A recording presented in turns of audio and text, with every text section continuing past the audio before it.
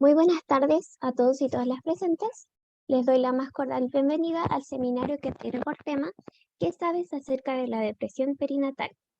La docente que impartirá la presente sesión es Anaís Aloisio González. Les pido por favor que tengan cuidado con sus micrófonos. Somos un mueblecito.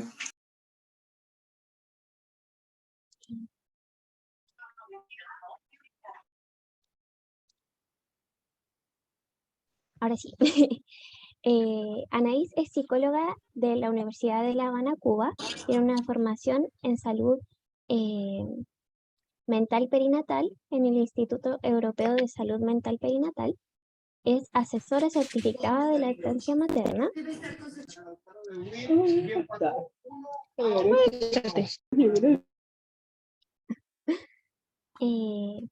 EduLacta tiene un magíster en educación y formación universitaria en la Universidad San Sebastián. Tiene un postítulo de especialización en psicoterapia postracionalista en el IPRA Chile y un postítulo en psicodiagnóstico y psicoterapia en la Universidad de Chile. A continuación vamos a dar inicio a la presentación de la docente. Una vez que esta termine, vamos a realizar un sorteo que será por una beca totalmente gratuita para el curso llamado Abordaje de la Depresión Postnatal. Denme un segundo. Ahí está.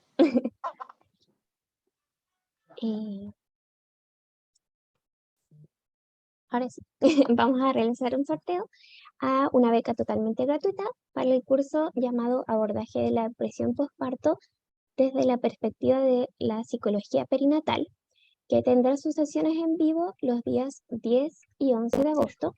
Los requisitos para poder optar a esta beca son, primero, ser profesionales de la salud en general, interesados en temáticas ligadas al estudio, comprensión y ejercicio clínico de la intervención perinatal desde la psicología. Y segundo, el sorteo se realizará solamente con las personas que hayan participado en toda la sesión, por lo que los y las invito a participar hasta el final y así todos y todas tengan la oportunidad de ganar el cupo que se sorteará. Finalmente, para las y los que estén interesados, quedan todos y todas invitadas a nuestra página web, en donde están los seminarios que hemos hecho anteriormente, para que puedan verlos si es de su interés, y también se subirá la charla del día de hoy en www.adipa.cl/seminarios. También diferentes podcasts sobre temas psicosociales, tanto en YouTube como en Spotify, buscando Adipados, y comentarles que al final de la sesión del día de hoy se les enviará un link a través del chat para que puedan optar por un certificado de participación a este seminario, en donde tendrán que rellenar sus datos personales y se les enviará automáticamente a su correo. Sin nada más que agregar, le damos el paso a Anaís para que inicie la exposición del día de hoy. Hola, ¿me escuchan bien, cierto? Sí. Bueno, muchas gracias Catalina y bienvenidas, bienvenidos, bienvenides a todos los seres humanos que estamos acá compartiendo en este espacio digital. Un gusto poder tenerles acá y qué rico que hayan tantas personas interesadas en conocer un poco más sobre la salud mental perinatal. Creo que es un tema muy, muy, muy relevante, así que qué rico que hayan tantas personas interesadas en saber más sobre esto. Bueno, para comenzar, quiero contextualizar un poco este seminario al que me ha invitado Adipa. Agradecidísima de la oportunidad de poder visibilizar estas temáticas y por la confianza también en que yo pudiera hacerlo de una manera amena, cercana, pertinente. Así que genial, estoy muy contenta de estar acá también.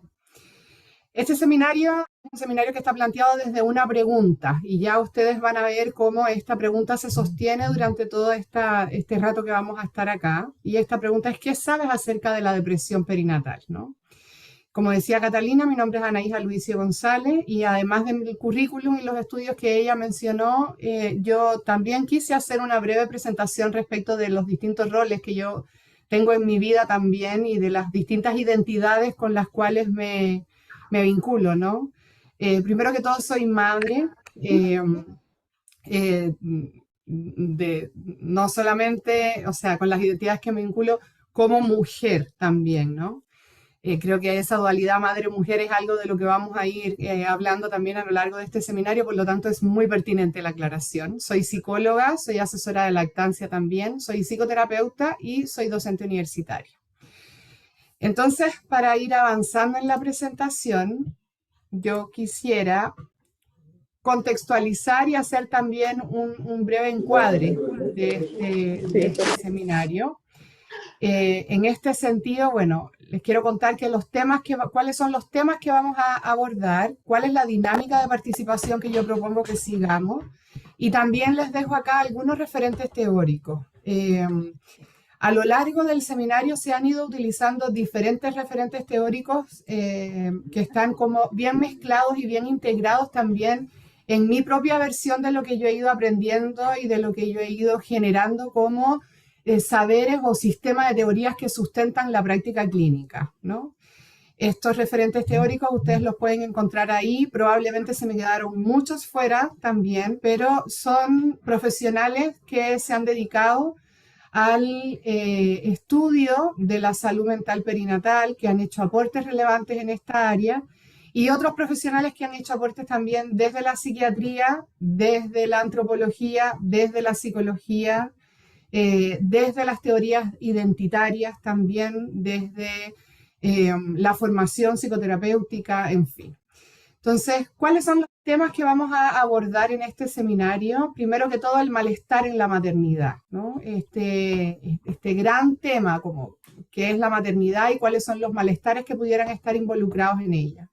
La salud mental perinatal, dándole también un abordaje a lo perinatal, ya no solamente lo posparto, sino lo perinatal y desde dónde se va a entender.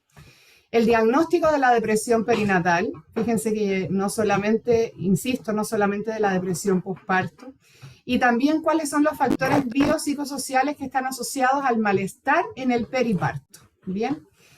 ¿Cuál es la dinámica de participación que yo estoy proponiendo? Que pregunten lo que ustedes quieran cuando ustedes quieran, ya sea a viva voz, levantando la mano, evidentemente, para no desorganizarnos, sobre todo considerando la cantidad de personas conectadas, o de lo contrario, en el chat también. De todas maneras, yo también les tengo algunas propuestas como trivias o preguntas en las que me encantaría que participaran, ya sea en el chat o a viva voz, para que podamos hacer este seminario también de una forma más amena. Esta estrellita que les estoy poniendo acá es para que identifiquen cuáles son las láminas que están pensadas para que ustedes establezcan o faciliten su presentación, ¿ya? Les pido que tengan cuidado con el uso del micrófono, sobre todo para que no interrumpan no solamente a mí, sino a las personas que puedan estar hablando y que puedan estar escuchando también. ¿Ok? Bien, hasta aquí, ¿alguien tiene alguna pregunta? ¿Algo que quiera, que quiera comentar? ¿No? Ok, bien. Entonces, bien, vamos allá. Para comenzar, a mí me gustaría plantear esta pregunta, que yo creo que es una pregunta bien compleja, ¿no? Y me gustaría abrir un poquito el diálogo acá entre los presentes. ¿Qué es ser madre para ustedes? Vamos a dar unos minutitos ahí para que comenten, pueden levantar la mano, pueden abrir su micrófono, pueden hablar en el chat. ¿Qué es ser madre? ¿Sí?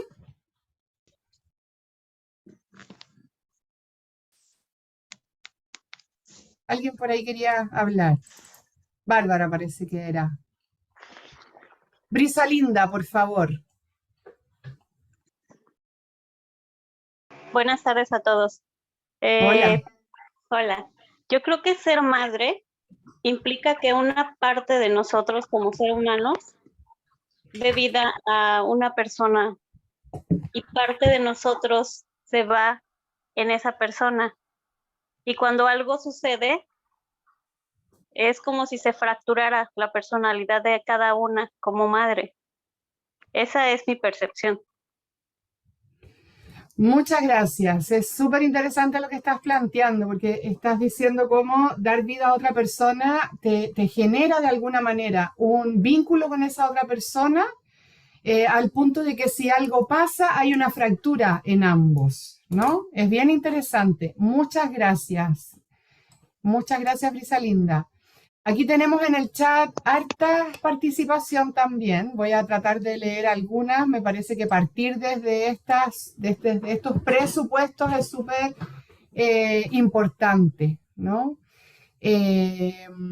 Aquí tenemos enfrentarse a cambios todos los días, es decir, hay una percepción del ser madre como algo que es dinámico, que es cambiante, que no es estático. Ser la mejor guía de vida posible para un hijo, es decir, está instalada esta idea de que la madre es la que guía al hijo, ¿no? Y que lo guía además de manera eterna, por así decirlo. Una etapa maravillosamente estresante. Está muy, muy buena la ambivalencia esa entre la maravilla y el estrés. Amor también es ser una persona que adquiere responsabilidad al tener un hijo, es decir, hay una responsabilidad y que está reconocida. Desafío, descubrimiento diario, cuidar y criar desde el respeto y el amor. Un reto, dice Marta, tarea a diario, desafíos. Un rol significativo que forma nuevos seres humanos con alegrías, tristezas, presiones, dificultades, cuestionamientos.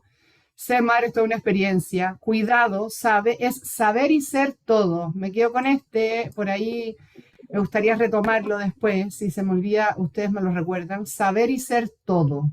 Ser orientadoras, una construcción social, criar a un individuo, entregar vida, guiar a lo largo de la vida, amasar por sobre todo, con responsabilidad, con respeto y cuidado.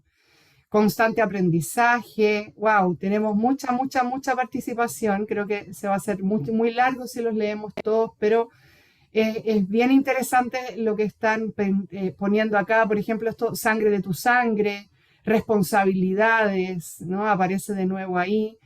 Un viaje, un gran aprender constante. Es súper interesante esto que estamos recogiendo acá.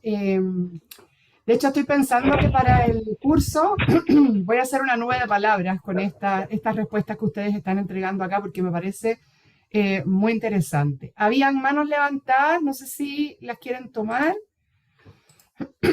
¿Quiénes habían levantado la mano? Hola. ¿Sí? También creo que tiene que ver con inscribirse en una línea de filiación, ser hija y ser madre. O sea, es retomar eso o tomar, digamos, esa línea generacional. Súper interesante lo que estás planteando, porque tiene que ver con que ser madre no es algo que se pueda ver solo desde lo individual, sino desde lo transgeneracional también, desde lo colectivo, desde lo social. Y esa mirada es muy importante también. Muchas gracias. ¿Alguien más quiere comentar al respecto? Yo quiero comentar algo. Dale. Bueno, ¿Quién va primero? ya, todo para allá. Ya.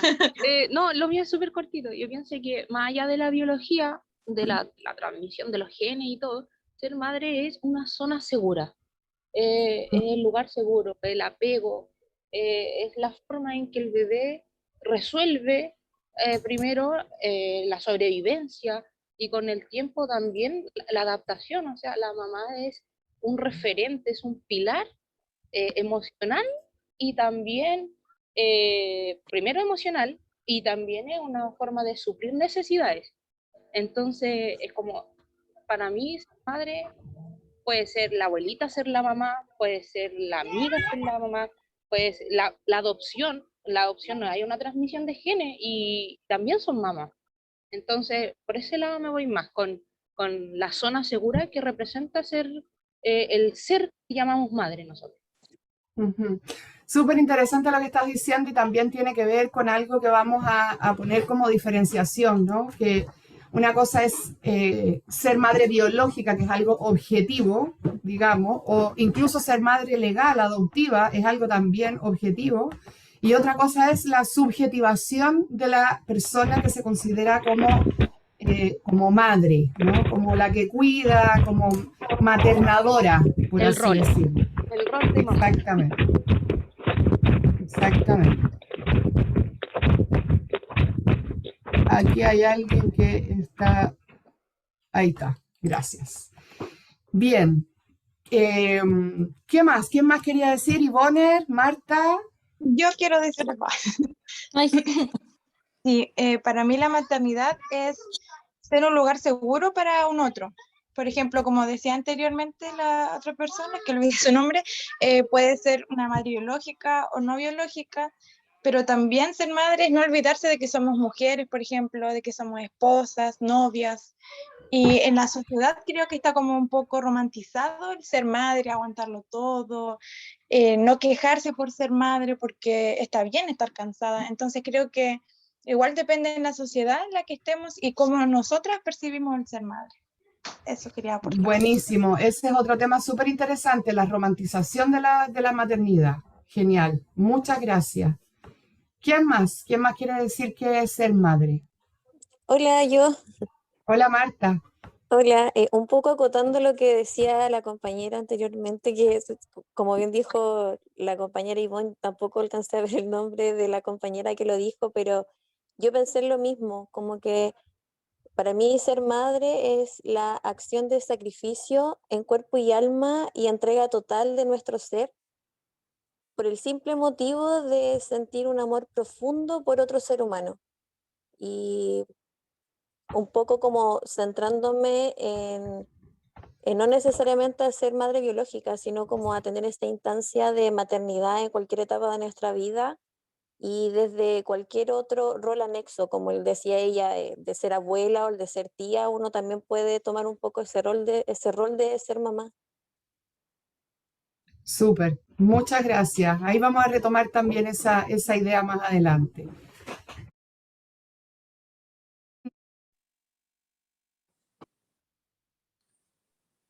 Ya, Karina, entonces, dale. Hola, buenas tardes. Hola. Bueno, en primer lugar, yo no soy madre, ¿ya? Pero tengo la experiencia de mi hermana, mi mamá como madre, y sé que la maternidad, la puedo ver, que la maternidad también es un cambio social. Como decían las compañeras anteriormente, algo que expone a la madre a una situación que también, desde la romantización también, asumir nuevos roles, también cambiar cómo se realizan las actividades de estos roles que antes tenía, cambiarlos, buscar redes de apoyo, buscar ayuda institucional, cambiar, por ejemplo, ser estudiante y ser madre. Yo hice mi tesis respecto a eso, entonces me pareció bastante interesante y es un tema que me gusta mucho, como desde ahí, como más desde lo social. Y la experiencia de la madre desde los roles de género.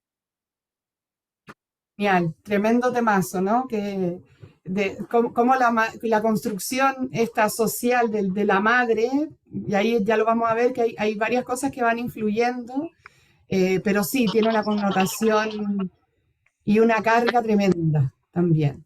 Victoria, y contigo, después de ti, Victoria, seguimos un poquitito para ir avanzando.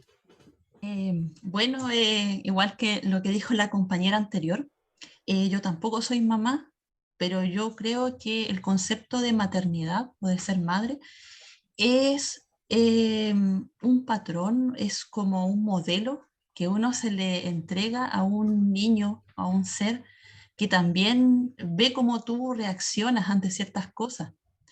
Entonces, yo tampoco he sido mamá, pero soy psicóloga y he tenido experiencia con mamás que me cuentan sobre su día a día y a veces los tips que uno le entrega ayudan y aclaran a ella en algunas cosas que deben hacer, porque el ser madre implica muchas cosas, muchas responsabilidades.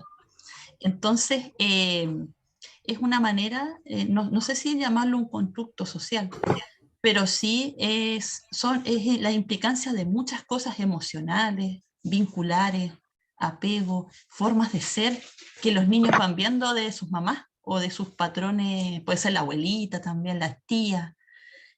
Todos podemos ser madre en el fondo porque entregamos una manera de ser en un contexto determinado a los hijos o a los niños que están a nuestro cuidado.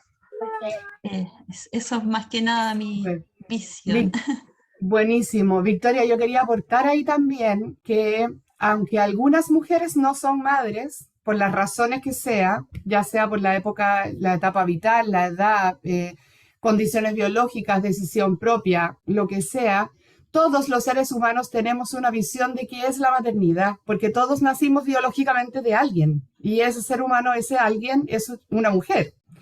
Por lo tanto, tenemos una visión de qué es ser madre, incluso aunque no seamos madres, porque hemos sido hijas también. Hemos sido hijas, hemos sido sobrinas, hemos sido amigas, hemos sido nietas. Entonces, la construcción de la maternidad es una construcción que se ha ido llevando a cabo y que se ha ido socializando a través de la interacción entre distintos seres humanos. Y esta construcción de la maternidad también ha tenido un impacto histórico, ha tenido, al igual que el desarrollo en general de la humanidad y de las concepciones filosóficas, epistemológicas, la manera en que entendemos la maternidad, los seres humanos, hasta los más comunes mortales, tiene que ver con el mundo en que vivimos, con la cultura en la que vivimos, con cómo nos comunicamos y cómo vamos co-construyendo esta lógica también, ¿no? Ale Castillo, ¿querías decir algo?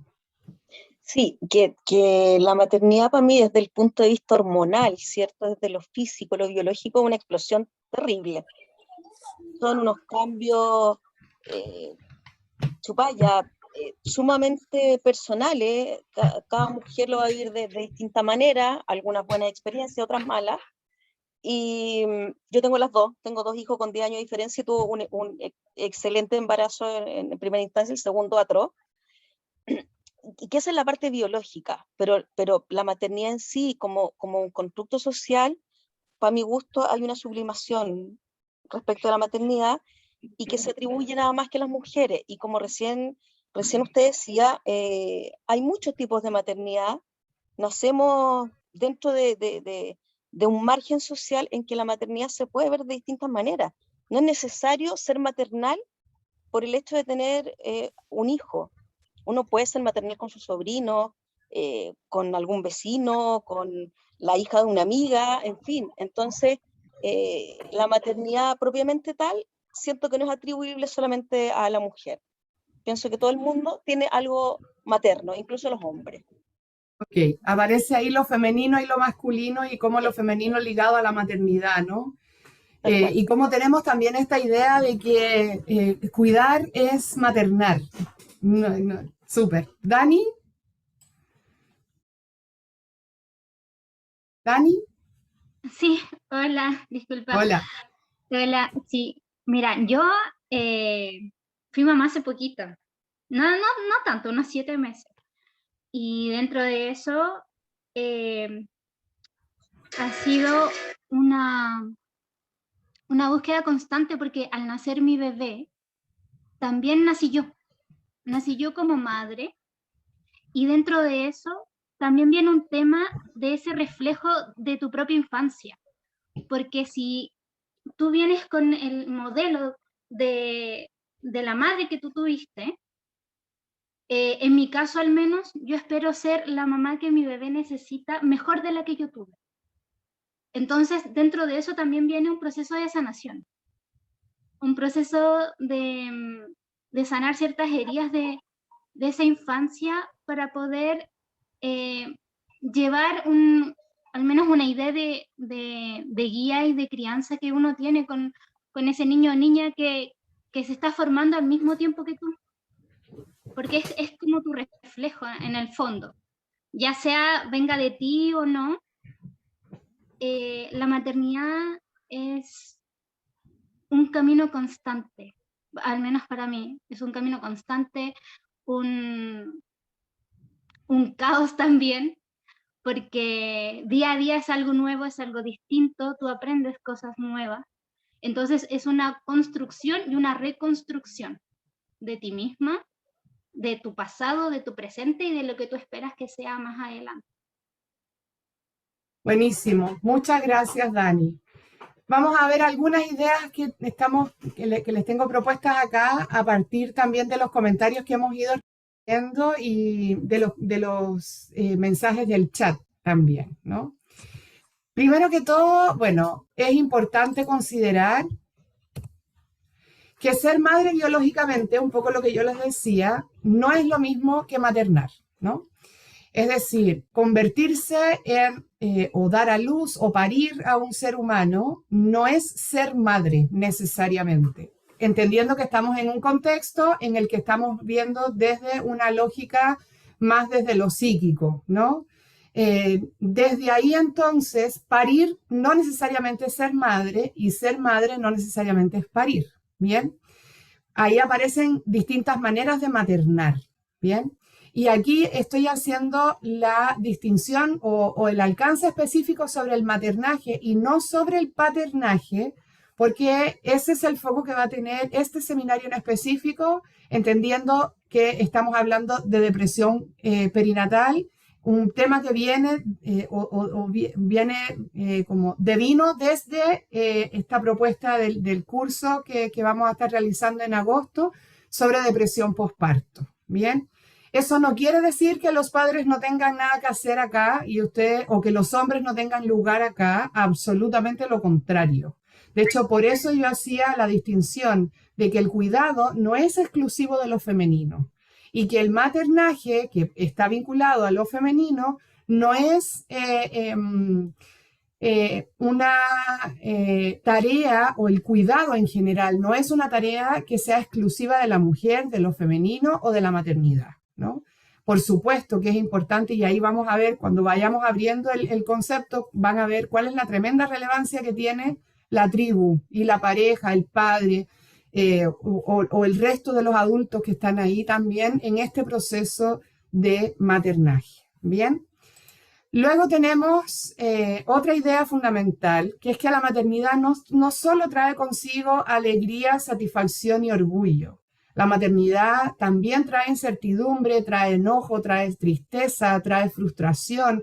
Muchas madres, muchas mujeres hablan de falta de libertad, hablan de un antes y un después en la vida. Hay una ruptura de la continuidad, incluso de la narrativa de la propia historia. Es cuando yo no tenía hijos o después de que nacieron los niños, cuando los niños estaban chicos. Incluso las propias mujeres tienden a contar su propia historia y su propia vida de una manera muy distinta antes y después de la maternidad, incluso de la maternidad en distintas etapas de la vida. No es lo mismo ser madre de una guagua de 7 meses que ser madre de un niño de 7 años, o que ser madre de un adolescente de 17 o de un adulto joven de 27. Entonces ahí también las maneras de vinculación van cambiando o deberían ir cambiando.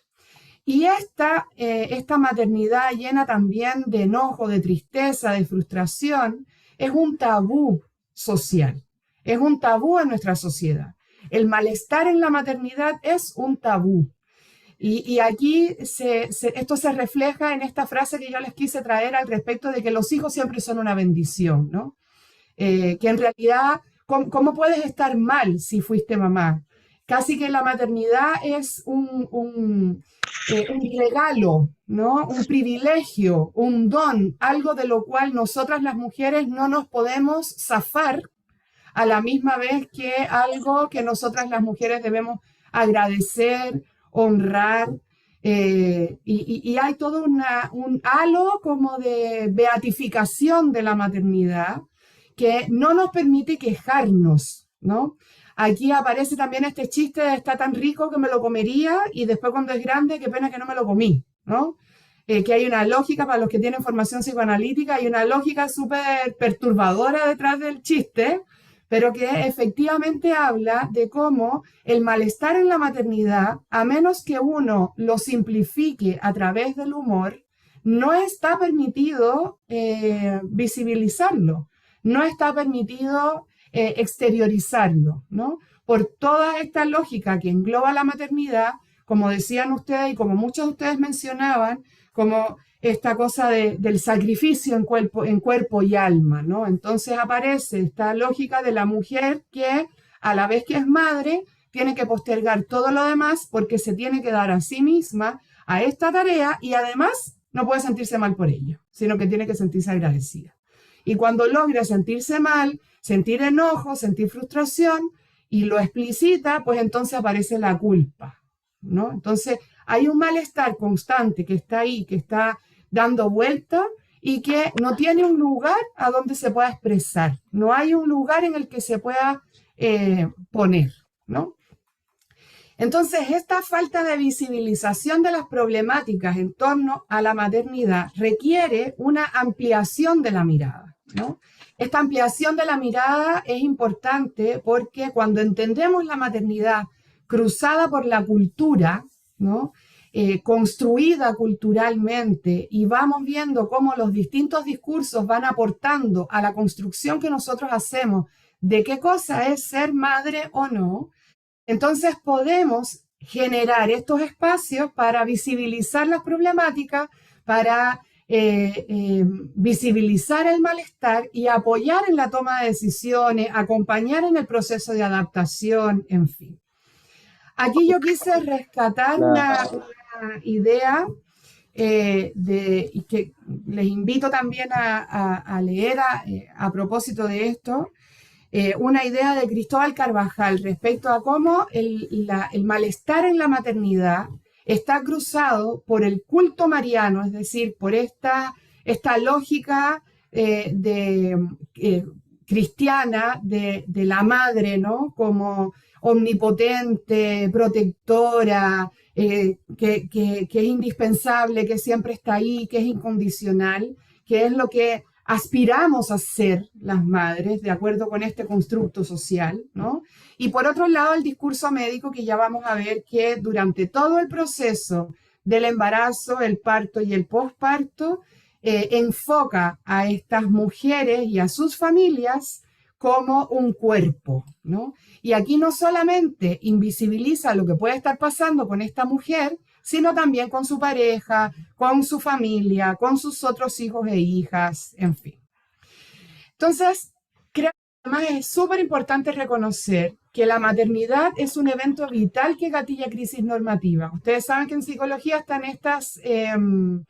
estos conceptos de cómo a lo largo de toda la vida, entendiendo que la vida es un continuo, hay distintas crisis. Algunas son normativas, esperables, que están acorde a lo que suele suceder como norma, y hay otras que son no normativas, ¿no? Dentro de las crisis normativas tenemos la maternidad, la llegada a ser madre, la crianza, es un evento vital que deja una huella. Por lo tanto, los espacios para normalizar y validar el malestar son fundamentales dentro de la prevención y dentro del abordaje de la salud mental perinatal. Y aquí entonces aparece esta idea de cómo estaríamos hablando de una maternidad, es decir, de esta visión de la madre como este ser que todo lo aguanta, todo lo puede, todo lo resuelve, todo lo acoge, todo lo perdona, o las distintas maternidades, es decir, cómo cada una de nosotras y cada uno de nosotros va construyendo su propia verdad respecto de la maternidad, teniendo mínimos básicos, evidentemente, que por lo general tienen que ver con el cuidado de los otros y el autocuidado también, pero rescatando distintas aristas al respecto de cómo maternar, de cómo cuidar, etc. ¿Bien? Y aquí entonces pasamos a la salud mental perinatal. Por ahí estaba viendo en el chat que estaban preguntándose a qué se refería lo perinatal, ¿no? Y yo he propuesto este seminario y el curso también más adelante desde lo perinatal, porque lo perinatal amplía la mirada no solamente al posparto, que si se fijan incluso cuando se habla de depresión posparto, se habla también de un hito biológico, que es el parto, y cómo aparece esta depresión posparto, pues entonces está enfocado también a una lógica más bien clínica o más bien desde la biología, desde el modelo médico, ¿no? Cuando hablamos de la salud mental perinatal, estamos refiriéndonos fundamentalmente a una concepción del embarazo, el parto y el posparto como periodos sensibles del desarrollo. Ustedes saben que todos los seres humanos, dentro de esta misma lógica del ciclo vital, tenemos distintos momentos en los que si ocurren determinados eventos y nosotros vivimos de determinadas formas esos eventos, pues lo más probable es que podamos desarrollar otras destrezas, otras herramientas, otro logro desbloqueado. En el argot más de videojuego, voy desbloqueando distintos niveles, ¿no? Entonces, dentro de esta lógica, estos periodos sensibles del desarrollo deben ser periodos muy cuidados y muy acompañados. No solamente con el foco en la madre, sino con el foco también en los otros actores que están involucrados en este proceso. Y estos otros actores pueden ser cualquiera que sean las personas que conforman la familia. ¿Quiénes van a estar involucrados con este proceso? ¿Quiénes están viviéndolo en conjunto como sistema? ¿Ya?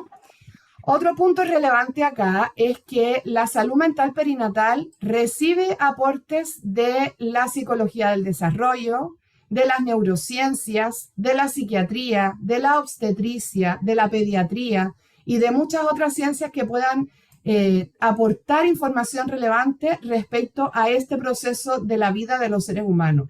Y fíjense que este es un proceso súper interesante y estamos hablando de un momento súper importante en la vida de los seres humanos. Porque no estamos hablando solo de un ser humano y de su vida, estamos hablando de una guagua, de un bebé que está en proceso de gestación, del nacimiento y de cuidado de sus primeros años. Estamos hablando de una mujer que, como decía alguien, no recuerdo su nombre, decía, nace mi hijo y nazco yo, o nace mi hija y nazco yo, ¿no? Porque es un nuevo rol, es una nueva vivencia, es una nueva manera de ser, de estar, ¿verdad?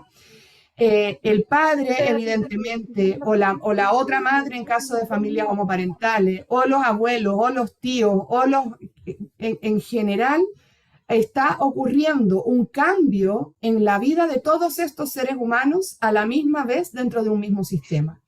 Y estos cambios además tienen aristas desde muchas ciencias, desde muchos puntos.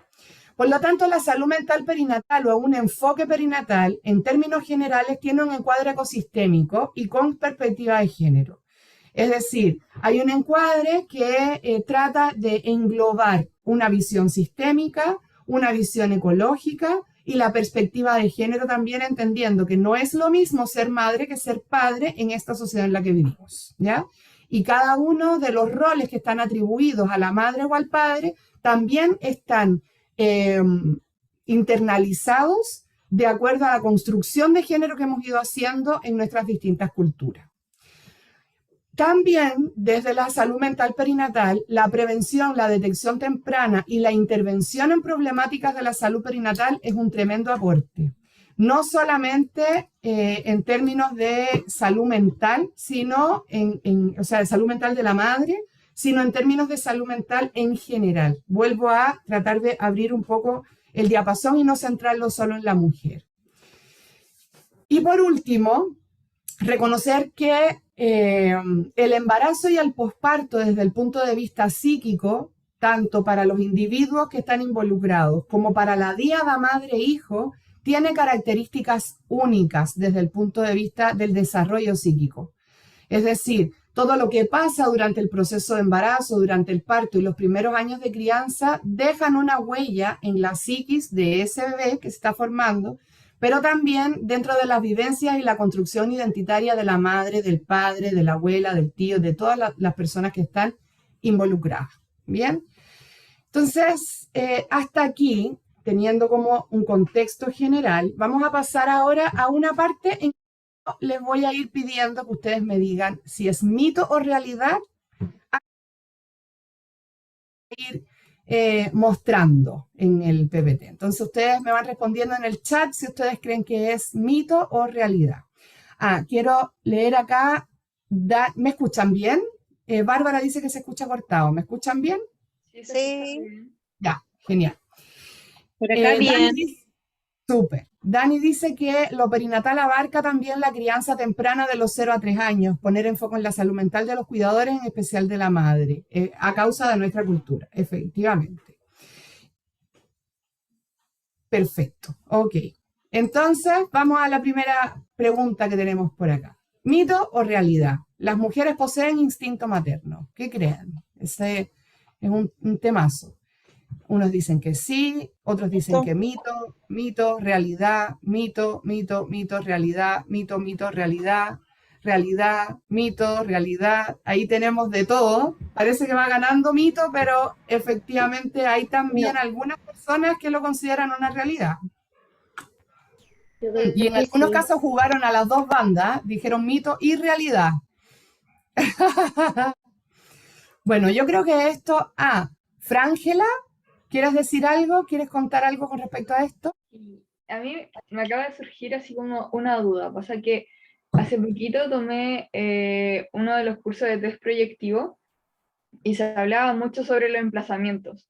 Y también se hablaba desde lo materno y lo paterno, pero no se hablaba así como de lo materno, así como literal la figura de la madre, sino que de lo materno así como de lo interno, de ese actuar quizás entendiéndolo puede ser como de la persona como el querer proteger o tener como ese instinto de querer proteger. ¿Se podría tomar como por ese lado el instinto materno? No así como maternidad como tal.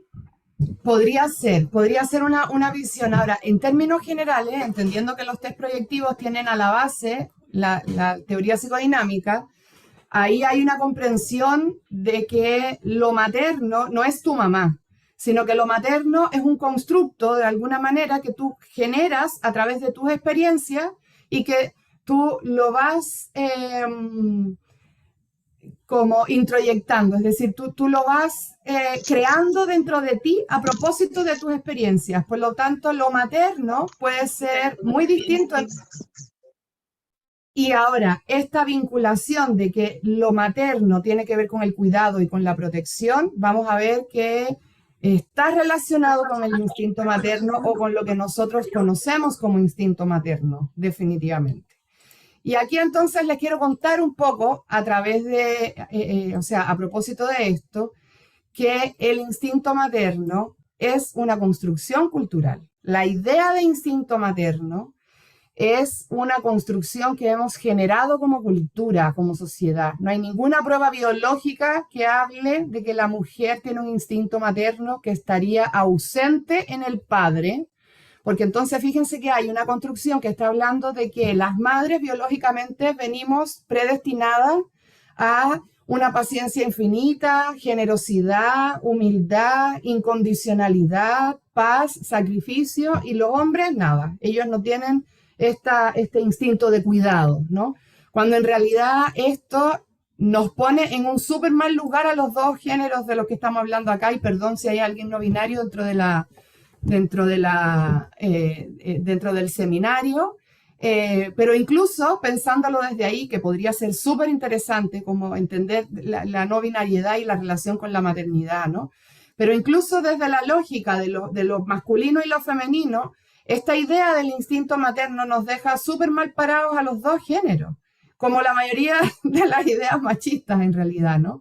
Entonces, este instinto materno del que nosotros hablamos es una construcción cultural, ¿no? Una construcción cultural que nos pone a nosotros en un lugar en el que se hace muy necesario cuestionar la creencia de que ser madre para una mujer es una experiencia que debiese ser algo natural, fluido, obvia, fácil y por supuesto algo deseado. ¿Por qué? Porque no es necesariamente así. Entonces, el instinto materno se instala desde el discurso médico, ¿no? Y lo instala como un atributo femenino biológicamente determinado, poniendo en obviedad un proceso que en realidad es muy complejo y que muchas veces está lleno de malestar. Entonces ahí aparece la madre desnaturalizada, ¿no? Porque no está haciendo lo que es natural. Lo que es natural para una madre es cuidar, es ser generosa, es no abandonar, es sacrificarse. Y eso es un constructo social. no es algo que venga biológicamente determinado. Por lo tanto, cuando una mujer aparece como abandonadora o, por ejemplo, que se fue de la casa y dejó a los hijos con el padre, es como, pero ¿cómo se va a ir ella? ¿Por qué? Porque dentro de lo que hemos construido socialmente, los hombres abandonan, las mujeres no. ¿Ven? Cuando en realidad hay muchas mujeres que abandonan y muchos hombres que no lo hacen. ¿Ven? Entonces, por eso esta perspectiva de género es súper importante, no solamente para visibilizar lo femenino, sino en general para visibilizar cómo vamos construyendo las distintas posturas respecto al género y cómo eso nos va marcando una lógica de vinculación, de crianza, de cuidado, en fin. Pensar entonces en el maternaje como un instinto invalida absolutamente las experiencias negativas de las madres, la parte difícil de criar, lo desagradable. ¿Por qué? Porque criar pasa a ser como algo natural. Y entonces aquí se hace la pregunta, bueno, ¿cómo puede ser tan difícil algo que viene con la biología femenina? Y aquí aparecen entonces los cuestionamientos de las mujeres respecto a su propia capacidad de criar y a su propia capacidad de disfrute en esa crianza. Y no perdamos de vista que estamos hablando de todo esto porque estamos hablando de depresión perinatal, es decir, de depresión que se puede evidenciar o que se puede desarrollar durante el periodo del embarazo o cuando ya ha nacido o no el bebé o la bebé. Bien, ese es otro tema también, ¿no? Cómo se habla de depresión postparto cuando no hay un hijo, cuando hay un duelo perinatal, que se vincula no solamente la depresión postparto como depresión en sí, sino que además hay un duelo o hay una separación, o por ejemplo cuando existe la enfermedad del hijo o la hija y no ocurre gradualmente este proceso de vinculación en las primeras semanas como se espera o como uno desearía que fuera, ¿no? Entonces, estamos hablando de todo esto para comprender o para facilitar la comprensión de la depresión perinatal como un fenómeno que tiene componentes culturales muy relevantes relacionados con el malestar en la maternidad o con este malestar desde la lógica de lo que se debiese sentir o no siendo mamá, ¿ya? Bien, entonces vamos con otra pregunta. ¿Mito o realidad? ¿La depresión es un problema de salud pública? ¿Qué creen? ¿Será un problema de salud pública? ¿Algo que debiese considerarse como un problema de salud pública? Ahí tenemos realidad, sí, claro. Realidad, totalmente realidad. Ahí estamos. ¿Hay alguien que dice mito? Realidad, real. Perfecto, ok. Bien, efectivamente, la depresión es un problema de salud pública y cuando hablamos de un problema de salud pública, miren, yo creo que yo no soy fan de los números. De hecho, dentro de las líneas de investigación me voy siempre mucho más por lo cual y por la evidencia, porque creo que hay una cosa muy rica ahí.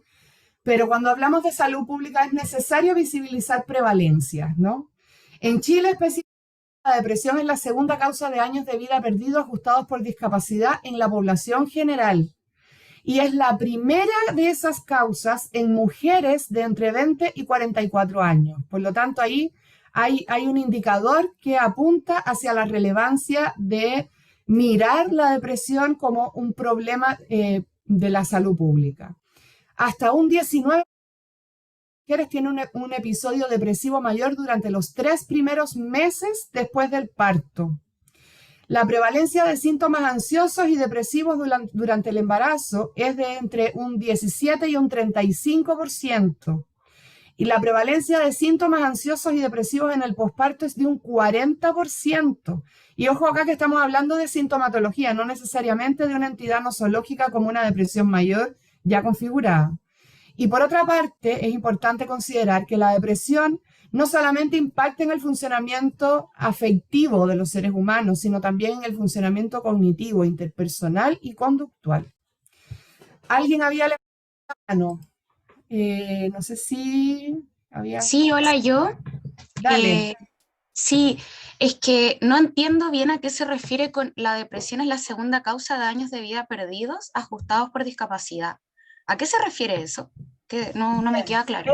Ese es un indicador que se usa en varios países para, de alguna manera, medir el peso que tiene una patología X, no solamente la depresión, sino cualquier otra también, y se usa mucho en salud mental también, para evaluar el peso que tiene sobre el desarrollo de los individuos y sobre la utilidad, por así decirlo, que puede tener un ser humano para la lógica social. Es decir, si es un indicador que se calcula con una determinada fórmula, ¿no? Entonces, y no se ve uno a uno, sino que se ve dentro de una población en general. Entonces es, bueno, ¿cuál es el impacto que ha tenido esta población y que ha dejado de trabajar por determinado diagnóstico? Y en este caso, la depresión es la segunda causa dentro de la población general en Chile.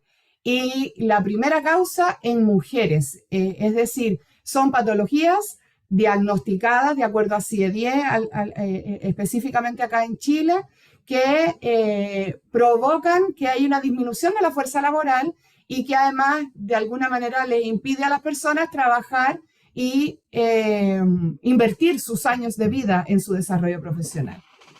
¿Sí? Entonces, si se fijan, es un porcentaje súper alto de la población en términos generales que presenta problemas depresivos o que hay diagnósticos asociados a la depresión o sintomatología asociada a la depresión.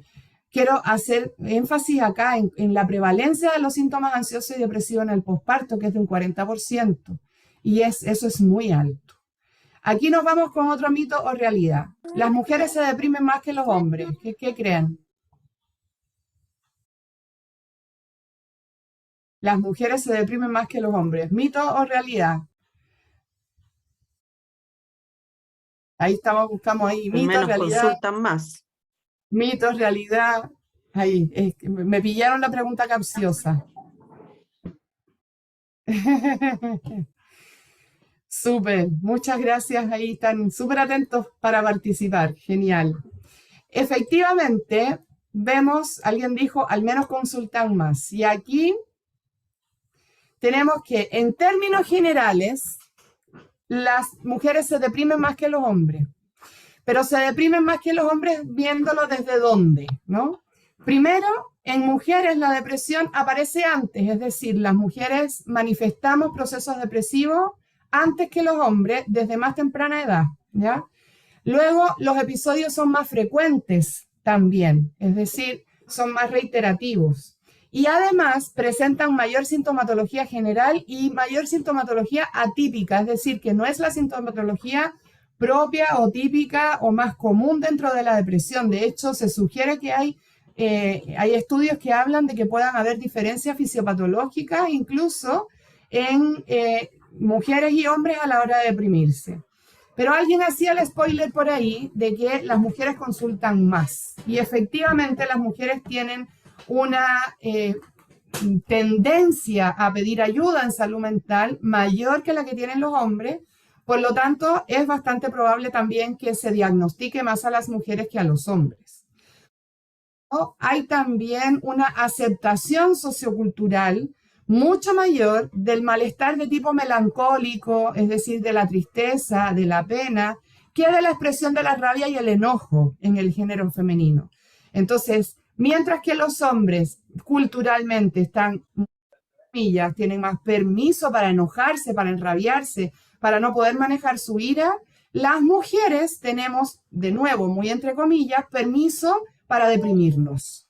Por lo tanto, el malestar general, en el caso de las mujeres, suele manifestarse sobre todo como sintomatología de tipo depresiva y ansiosa.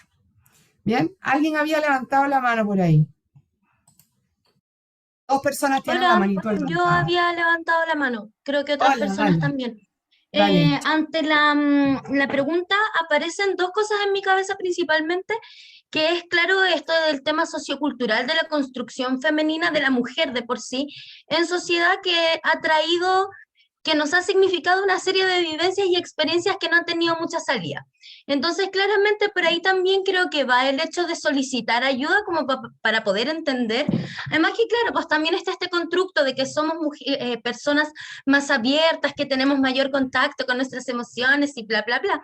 Pero también entra algo que está relacionado con el ciclo hormonal, que es la subida y bajada de lo que significa el estrógeno y la progesterona, que nos lleva a una danza hormonal de estar en contacto con otro tipo de emociones, de estar más dispuestas al intercambio social en un momento y luego estar más retraídas y más tristonas, que eso claramente también tiene que ver en nuestros estados anímicos. Era eso. Absolutamente. Muchas gracias por tu comentario, porque además en una sociedad en la que estar mal no es bueno, alguien que se queje es una incomodidad, ¿no? Entonces, claro, efectivamente, este vaivén, que es lógico, que es esperable, muchas veces es ridiculizado, muchas veces no es visibilizado como algo normativo, sino como algo inadecuado y propio de lo femenino a la misma vez. Claro, y que se patologiza también, como otra forma de vernos como, oh, están mal, algo por el estilo. Exacto, muchas gracias. Brisalinda, tú tenías levantada la mano también. Sí, yo opino que la depresión en hombres y mujeres va de la mano y es prácticamente igual. Yo soy de Morelos, de México, y aquí pues para los hombres es mal visto por el machismo y por toda la cultura en la que estamos envueltos. Y si es real, las mujeres tenemos más acceso a pedir ayuda, tenemos permiso de llorar, tenemos permiso de deprimirnos, de hecho, y ellos no. Y en los intentos suicidas, por ejemplo, las mujeres lo intentan muchas veces, los hombres lo intentan una sola vez y de maneras tajantes.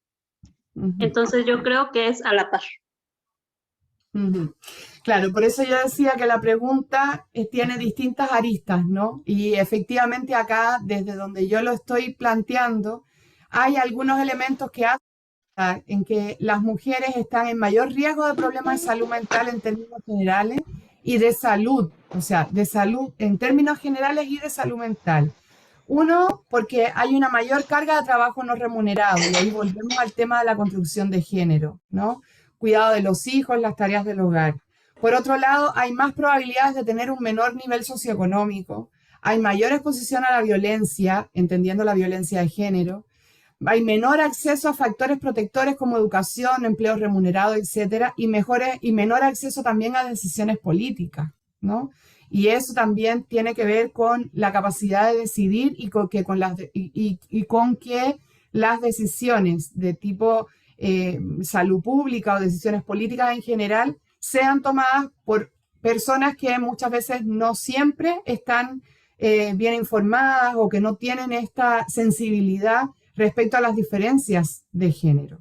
Y que, insisto, son diferencias que nos hacen mal a todos. Como decía Brisalinda, no es que los hombres no sufran, es que hay otra manera de sufrir porque socialmente tenemos impuesta otra manera de sufrir, por así decirlo. Perfecto. Ok.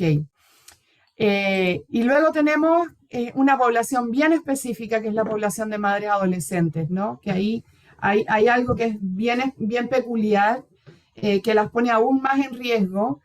Hay mayor riesgo de morbimortalidad obstétrica, hay más probabilidad de deserción escolar, inactividad laboral y dependencia económica. Hay además más probabilidad de que se desarrollen vínculos de apego inseguro, entendiendo que en la adolescencia es una etapa de la vida donde todavía está ocurriendo una segunda individuación y todavía la adolescente o el adolescente está posicionándose dentro de esta relación con su familia, ¿no? Por lo tanto, un embarazo en la adolescencia, más allá de la visión clínica o médica, obliga, por así decirlo, a los adolescentes, tanto a la mujer como al hombre, a ponerse en un lugar como padres sin haber resuelto todavía completamente su lugar como hijos. Por lo tanto, es un desafío para el desarrollo psíquico que no es menor. Los hijos además están más expuestos a la morbimortalidad perinatal y neonatal, a prematurez y a bajo peso al nacer. Y además hay propensión a la negligencia parental. No porque sean súper malos los adolescentes que no cuidan a nadie, para nada. Porque, como les decía, hay algo dentro de su proceso de desarrollo en su ciclo vital que todavía se está completando, todavía está madurando. Por lo tanto, tomar otro rol que requiere otro tipo de desarrollo desde el punto de vista de la adultez y de los roles adultos, tomar este rol de una manera abrupta o de una manera más bien como obligada, por así decirlo, puede tener también una repercusión muy negativa dentro del desarrollo psíquico. Bien. Tengo otra pregunta. Vamos a ver cómo nos va con esta. ¿Mito o realidad? No toda la tristeza en el embarazo o después del parto es depresión. ¿Qué creen? Vamos a ver el chat.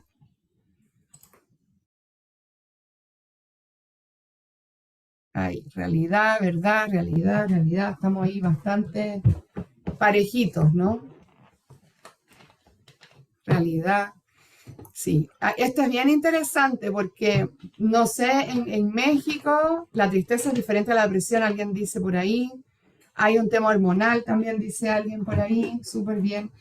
Bueno, en Chile somos bien buenos para deprimirnos, en el sentido no solamente de que efectivamente nos deprimamos, sino que tendemos a llamarle depresión a cualquier cosa, ¿no? Es como que hay veces que es más, si es una patología, entonces estoy enfermo y no depende de mí, ¿no? Sin embargo, si es tristeza, sí depende de mí, tengo que aprender a levantarme y a poder salir adelante. Entonces, hay una diferencia entre la tristeza y la depresión y aquí volvemos también a las dimensiones culturales de esta diferenciación, ¿no? Efectivamente, esto es una realidad. No toda la tristeza en el embarazo o después del parto es depresión, entendiendo la depresión como una entidad nosológica que ha sido descrita por por diferentes tipos de clasificaciones, que ha sido estudiada y que para los psicólogos, psicólogas, representa un consenso. ¿Bien? Por lo tanto, para poder diagnosticar una depresión necesitamos seguir específicamente distintos criterios, distintas clasificaciones que nos permitan decir, sí, esto es una depresión, ¿no? Y aquí entonces aparecen los trastornos afectivos puerperales o trastornos afectivos que aparecen después del parto. ¿Bien? Pamela, tú acabas de levantar la mano, dale. ¿Quieres decir algo? ¿Y se escucha bien? ¿Cómo? ¿Se escucha bien? Sí. Ya, o sea, me surge la duda porque si bien, claro, el sentir la tristeza o como quizás sentimientos de mucha culpabilización en el embarazo o luego del parto, no sería depresión, pero sobre todo acá en Chile, como el tema de la salud mental o las horas a médico o las horas al psicólogo nunca son inmediatas, por así decirlo, y siempre pasa mucho tiempo. Esta tristeza igual podría, al pasar, como se presenta el síntoma, al pasar el tiempo se podría como volver igual un sentimiento de depresión. Absolutamente. Una patologización. Absolutamente. De hecho, uno de los factores de riesgo de depresión postparto es la aparición de sintomatología depresiva en el embarazo. Claro. Y por eso es también súper importante que todas las personas que estén dentro del área de la salud sepan identificar a tiempo esta sintomatología ansiosa o depresiva en el embarazo. Porque si ya esto aparece durante el proceso, durante el embarazo, entonces es muy probable que después del nacimiento del hijo o hija, esto se configure como una depresión postparto propiamente tal. Entonces, claro, ahí en el chat lo dijeron, la cronicidad del síntoma, eso era como lo que quería llegar. Exactamente, exactamente. ¿Alguien más quiere decir? Sí. Hola a todos. Por favor, recién levanté la mano porque frente a este tema se me viene a la mente una paciente que tengo, una consultante.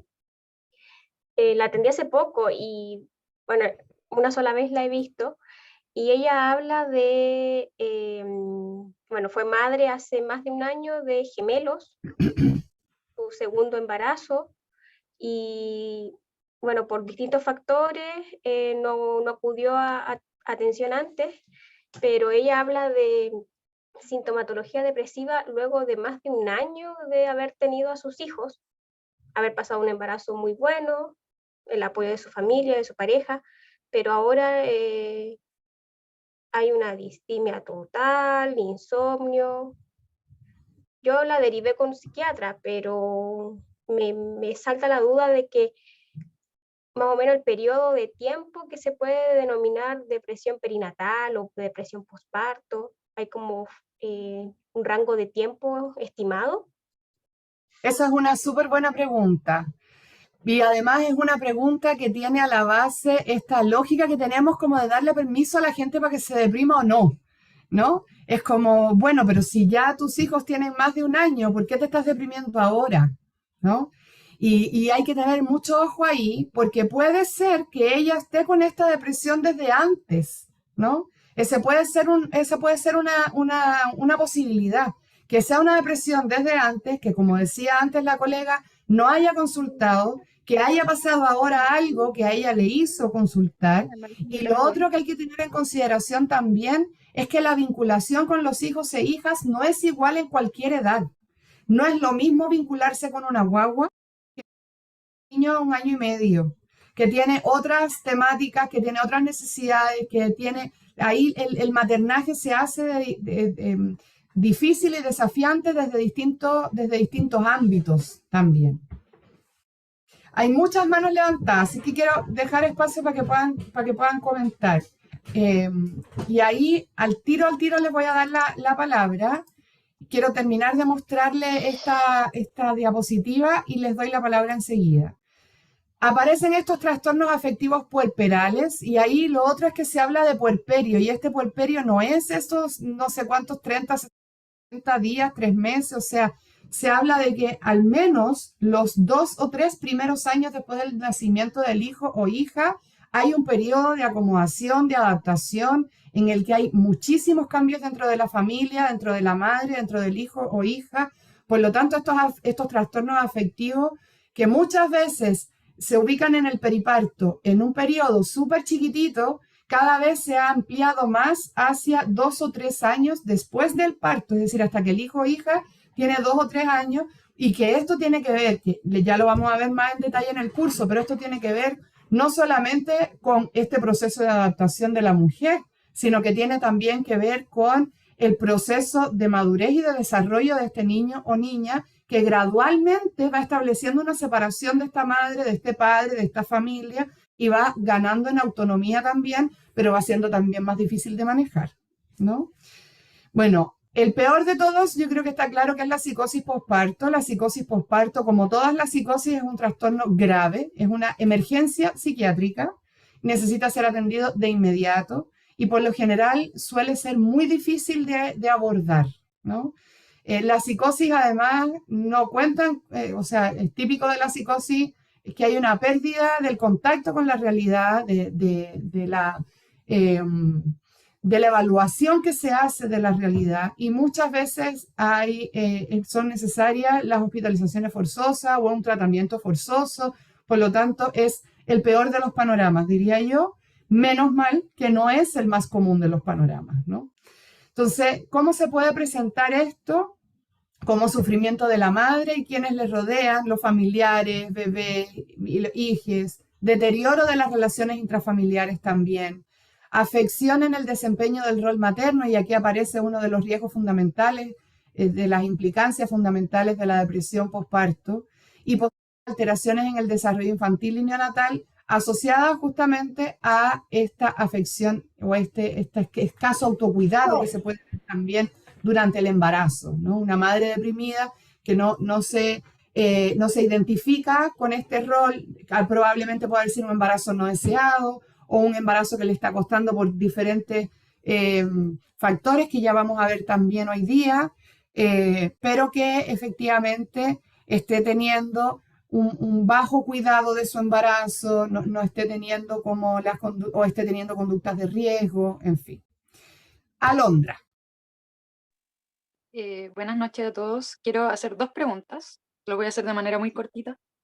Pero la primera es si las depresiones o tipos de depresión en torno a maternidad y parto, entre comillas, se pueden sumar? Una persona depresiva que después queda embarazada y tiene depresión en el parto y después tiene depresión postparto, ¿hay una que mande más que la otra? ¿Quedaría en depresión mayor? ¿Quedaría con los 1000 diagnósticos? ¿Cuál es como ahí lo que se resuelve? Y mi otra pregunta es si hay micropsicosis o momentos de psicosis, entre comillas, postparto que sean normales. Lo pregunto porque me pasó y tuve que acudir a que me evaluara psiquiatra y todo, y me dieron a entender de que podía ser normal en cierto grado, como por una desconfiguración neuronal, hormonal. Entonces, ¿en qué momento es normal y no normal? Qué difícil esa segunda pregunta, porque es difícil en todo ámbito de la psicología, la psiquiatría, la psicopatología, los ámbitos de normalidad, y es una de las complicaciones de nuestro entorno, ¿no? O sea, uno se cae, se fractura un hueso, vas al traumatólogo, te hacen una radiografía, ves el hueso roto y dices, sí, efectivamente hay una fractura, y el tratamiento de la fractura es A, B, C, D y E. Pero en el caso de la salud mental, hay un acceso al diagnóstico a través del síntoma verbalizado o a través del malestar contado o a través de la conducta descrita por un tercero. Entonces ahí se hace súper difícil ver qué cosa es normal y qué cosa no es normal. Y en términos generales, yo diría que depende mucho del nivel de malestar y las conductas de riesgo o la posibilidad de autodaño o heterodaño. Yo creo que ahí está como el límite. Yo creo que eso es importante verlo desde ahí. Respecto al diagnóstico, lo vamos a ver a continuación. Vamos a ver que además, de acuerdo con la CIE-10, hay un diagnóstico de depresión, ¿ya? Y después se especifica cuándo y cómo aparece esta depresión también. Súper. Galaxy Note 20. Hola, buenas noches. Habla Virginia. Hola. Mira, quería hacerle una...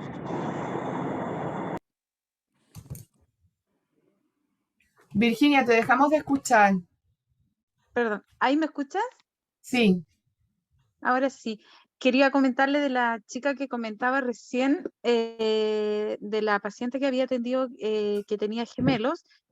Yo actualmente tengo mellizos, tienen 4 años y tengo una bebé de 2 meses.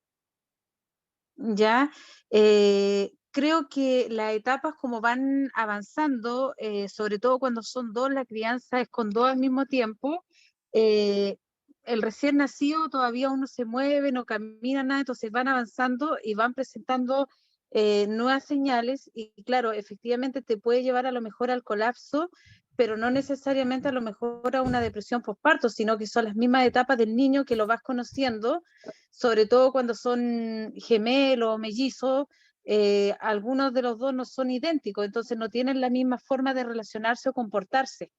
Entonces eso a veces también puede suceder. De hecho, en mi caso ha sucedido que la niña es súper tranquila, el niño es mucho más inquieto, tiene poca tolerancia a la frustración, entonces uno tiene que irlo sabiendo manejar de cierto modo para no colapsar uno también como mamá, porque si uno colapsa, obviamente los niños también van a colapsar porque van a sentir lo que están sintiendo sus pares, en este caso los adultos, los cuidadores que los cuidan.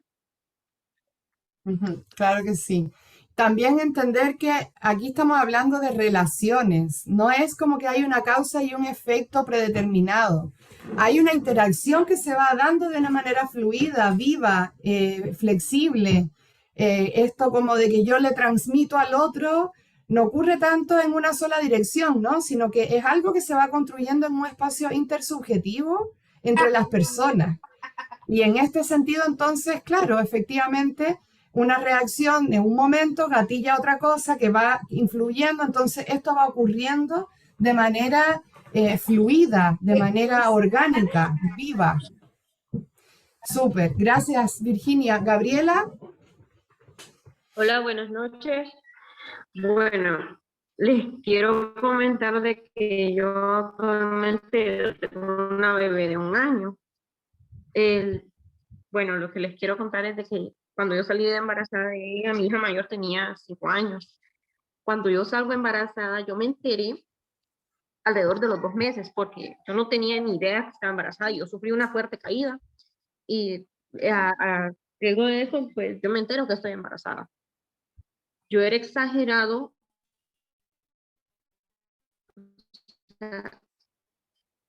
Desde el punto de ese día que yo me enteré que estaba embarazada, yo literal, yo comencé a llorar, y yo al principio sentía un rechazo tan horrible, porque en ese momento decía yo no quería un bebé ahorita, yo no sé si fue depresión la que yo sufrí o qué fue, pero yo sentía,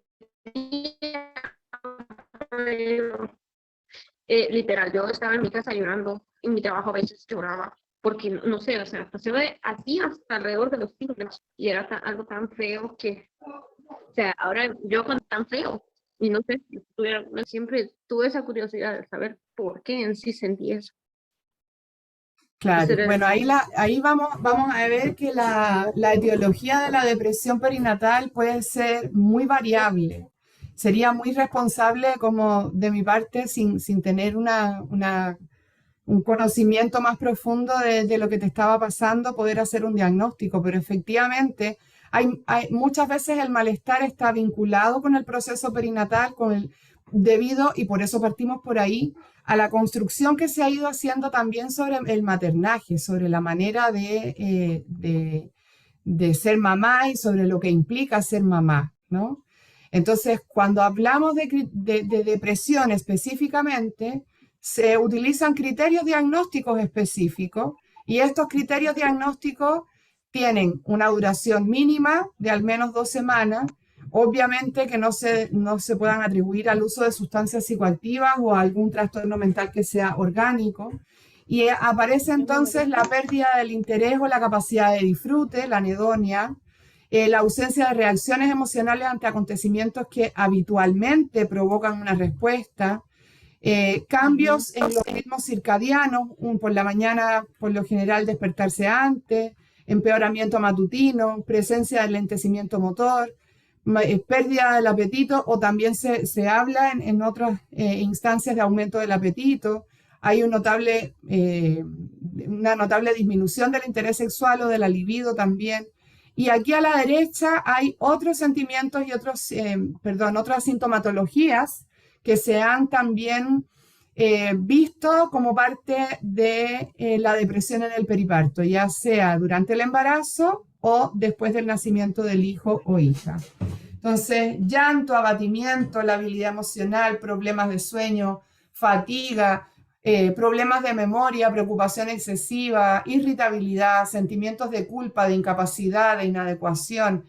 Ahora, en realidad, las personas que han estado cerca de madres o que han criado hijos, o sea, cuando nace un niño o niña y llega al hogar, todo se altera, todo el sistema se remece.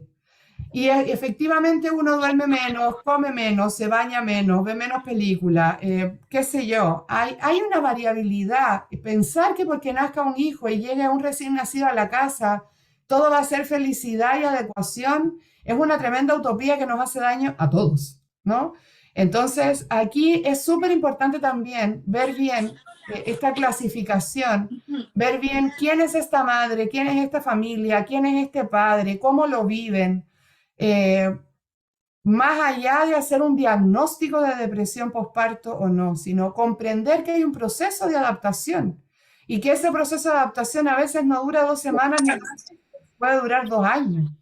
Y los que tienen hijos más grandes saben, además, o los que trabajan con adolescentes y tienen información respecto a ello también, que la adolescencia es otro periodo más que requiere adaptación, que después cuando los hijos se van de la casa también, o sea, la vida es cambiante. Y pensar en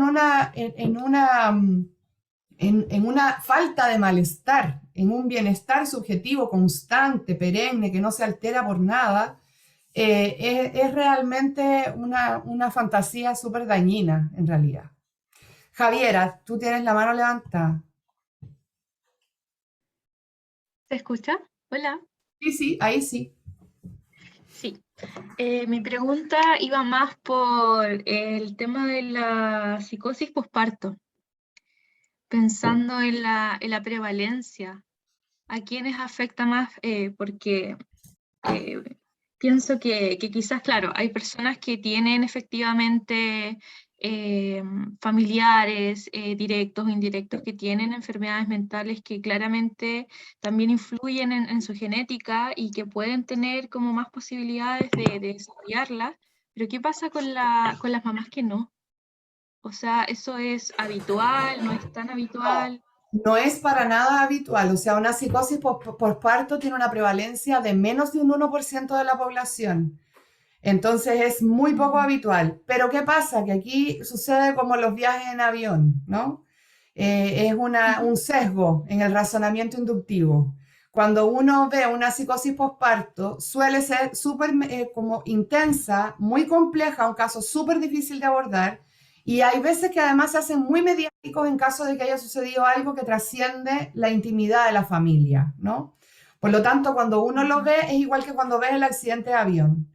O hay un accidente de avión, mueren muchas personas, entonces uno se queda como con esta sensación de que los aviones son súper inseguros y nos da miedo volar. Cuando en realidad la cantidad de personas que mueren en accidente de auto es muy superior a la cantidad de personas que mueren en un avión, pero el accidente de avión es mucho más catastrófico.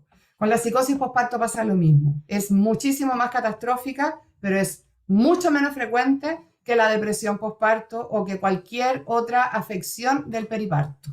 ¿Ya? Claro. Y en el caso de la... Sí, dale. Perdón. En el caso de la compañera que comentaba su experiencia de que, bueno, ella percibió como estos microepisodios, ¿eso no será como quizás disminuir el síntoma que está aflorando, No lo sabemos, digamos? y no nos podemos arriesgar no podríamos precipitar, porque recuerden que la psicosis tiene dos aristas fundamentales, una que tiene que ver con la percepción y otra que tiene que ver con el pensamiento.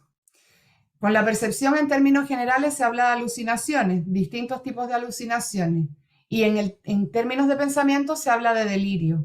Entonces, cuando hablamos de micropsicosis, no sabemos si estamos hablando de alucinaciones, de qué tipo de alucinaciones, si aparece un delirio, qué tipo de delirio, si hay ideas delirantes, qué tipo de ideas delirantes son. O sea, hay como que hilar súper fino ahí, porque además hay una serie también de experiencias extrasensoriales que aparecen a propósito del parto, de la maternidad y todo lo demás.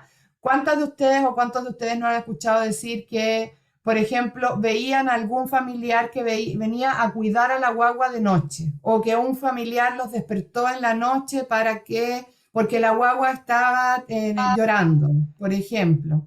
Entonces, claro, si hilamos súper fino desde la ciencia, los muertos no nos avisan cuando las guaguas lloran, po. Entonces, desde el criterio médico más estricto, yo podría decir que eso es una alucinación y que está vinculado a un delirio. Pero si yo no indago en la historia de esta persona, no veo cuáles son las connotaciones que le da esta vivencia, si es algo bueno, si es algo malo, si le sirvió, si no le sirvió, si eso implicó que desempeñara mejor su rol materno, si esto favoreció o no su salud mental, son todas cosas que hay que mirar de una manera muy específica, porque recordemos, por favor, que estamos realizando o estamos hablando de diagnósticos en personas y que los diagnósticos son entidades nosológicas que son acuerdos, es decir, los diagnósticos no hablan de nadie y hablan de todos a la misma vez. Esto que nosotros tenemos acá en pantalla es un consenso que se puede explicitar, que se puede manifestar, que se puede desarrollar de una manera muy distinta en distintas personas, en distintos momentos de la vida, con distintas historias. Entonces, nunca, jamás diagnostica la CIE-10 o el DSM-5, o la escala de Edimburgo, o la escala de suicidabilidad de Osaka. Nunca, nunca diagnostican los instrumentos ni las clasificaciones. Diagnosticamos los profesionales, diagnosticamos las personas, y ahí es súper importante indagar en quién tenemos delante de nosotros. Eso es fundamental. Yasmín. Buenas noches, profesora. Quería hacerle una consulta respecto un poco a lo que estamos hablando. Nosotros, bueno, yo soy estudiante de psicología y estudiamos en Psicología del Desarrollo este año la guía Chile Crece Contigo, si no me equivoco, donde se le hace como un acompañamiento a la madre desde el momento en el que queda embarazada. Pero a nivel gubernamental o el Estado, ¿en qué momento le presenta un psicólogo perinatal a una madre? Porque yo soy mamá y me vengo a enterar de esta rama de la psicología estudiando psicología, entonces es como un aspecto bastante invisible. Entonces, esa es como una de mis preguntas. Y la otra pregunta que me gustaría saber, que es un poco relacionada con lo que estoy preguntando también, es ¿qué pasa cuando nace un bebé y la mamá no está en estado físico por condiciones del parto, o quizás porque quiso dar a ese bebé en adopción, de acompañarlo desde el momento en el que nace? ¿Quién acompaña a esa madre que no va a poder estar con su hijo, y quién acompaña a ese bebé que acaba de nacer y que tampoco está con su mamá? Entonces, si hay efectivamente equipos multidisciplinarios y quiénes tienen acceso a ellos. Genial tus preguntas, geniales. Yo creo que las dos, y también en honor al tiempo, como abordarla muy, muy cortito, apuntan a la invisibilización justamente del malestar materno y de las necesidades de las madres y los recién nacidos respecto al acompañamiento psicológico. Recordemos que el parto, hay un escrito de Michelle Sadler muy interesante que se llama Así me nacieron a mi hija. El parto está absolutamente medicalizado y cada vez más es tratado como una enfermedad y no como algo natural. Por lo tanto, esta visibilización desde lo médico implica también que hay una invisibilización de lo afectivo, de los procesos psicológicos. Por lo tanto, ahí desaparece la figura o no aparece, digamos, o no se hace tan necesaria quizás la figura del psicólogo, pero menos mal que es un área que está creciendo y que se está también ampliando de todas maneras, de forma muy gradual, eso sí. Quiero ir con el último mito o realidad para que veamos algo que es súper importante, y es que, por ahí lo hemos hablado también, la depresión postparto se gatilla por desbalances hormonales. ¿Mito o realidad?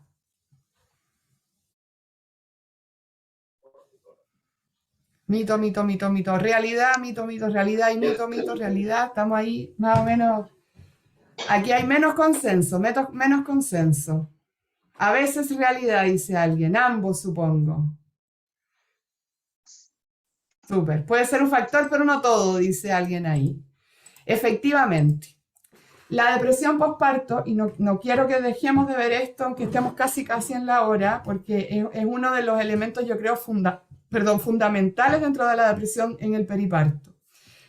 En este fenómeno están involucrados factores biológicos, como en el funcionamiento del ser humano en general, que tienen que ver efectivamente con desbalances hormonales, tienen que ver con la ruptura de los ritmos circadianos.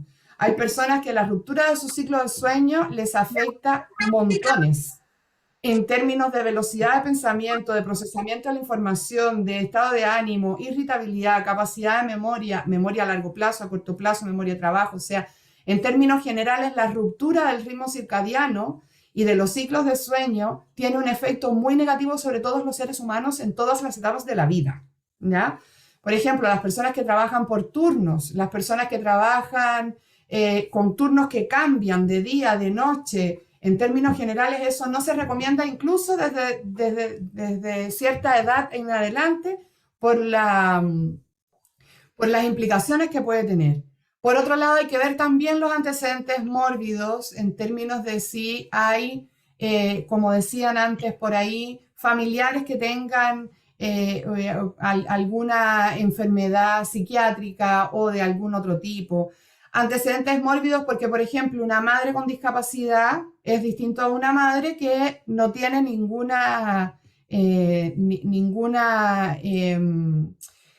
impedimento o ningún desafío que asumir en el ejercicio de su maternidad. ¿Bien? Por cierto, que hay un proyecto muy lindo que se llama DISPARC acá en Chile, que investiga justo el maternaje en personas con discapacidad y paternaje, si no me equivoco. Y por otro lado, factores genéticos también.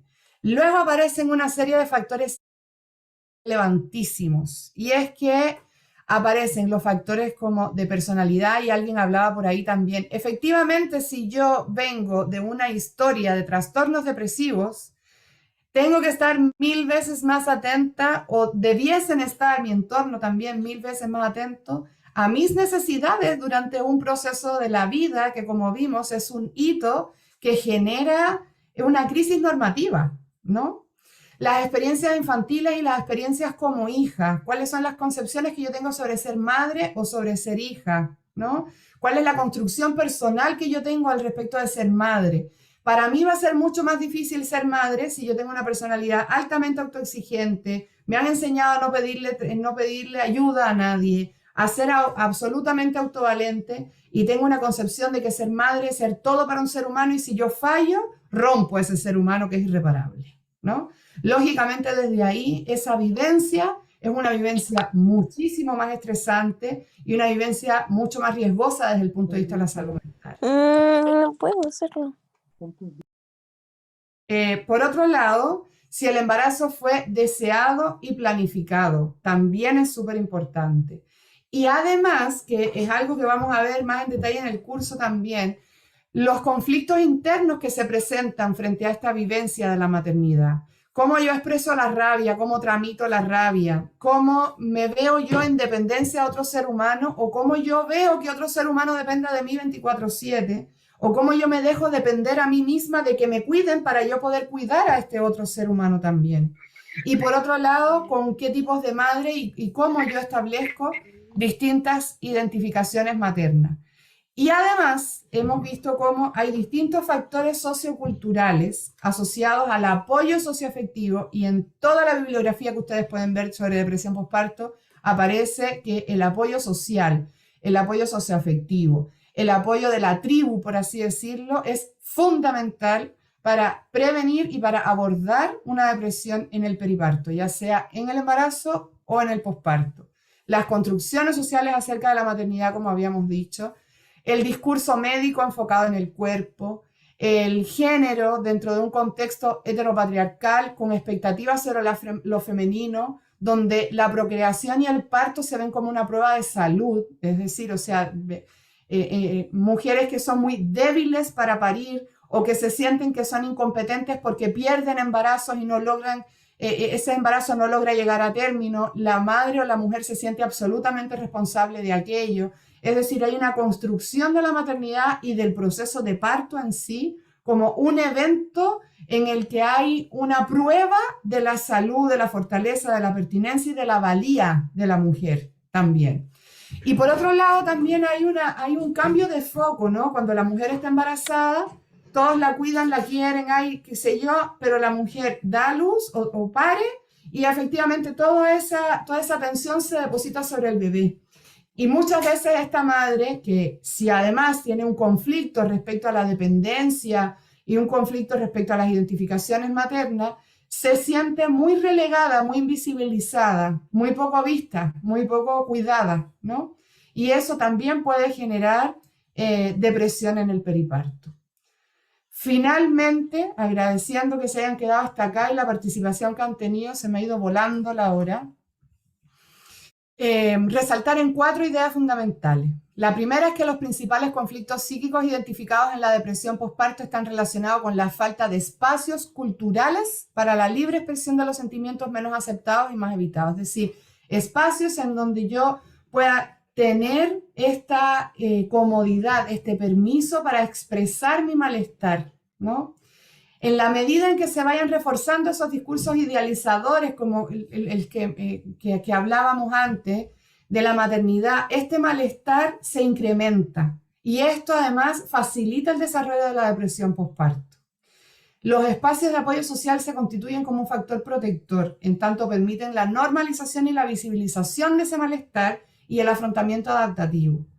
Y por último, en la comprensión de la depresión posparto y su abordaje, incluir la perspectiva de género, no solamente por las mujeres, sino también por los hombres, es decir, por todas las personas que estamos involucradas en el cuidado de la maternidad y de la primera infancia.